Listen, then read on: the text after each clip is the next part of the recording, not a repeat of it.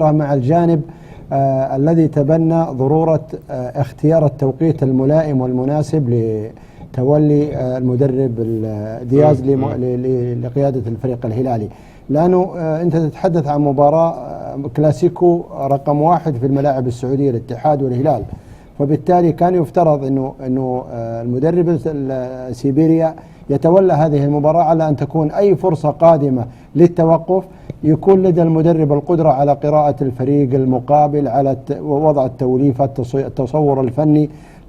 ما حدث هو ربما أوجد نوع من الهزة المعنوية والنفسية والفنية للفريق الهلالي، لأنه خسارتك من الاتحاد وأيضا خسارتك لصدارة الترتيب.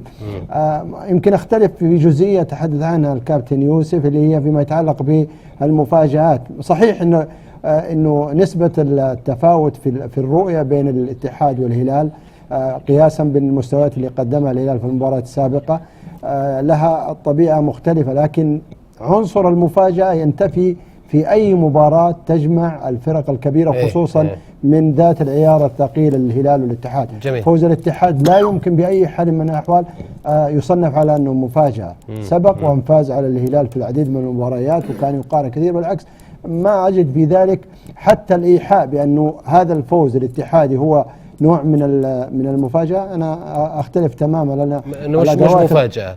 طيب علي، أنت قلت في كلامك فقط بس لا علق يا يوسف. علق.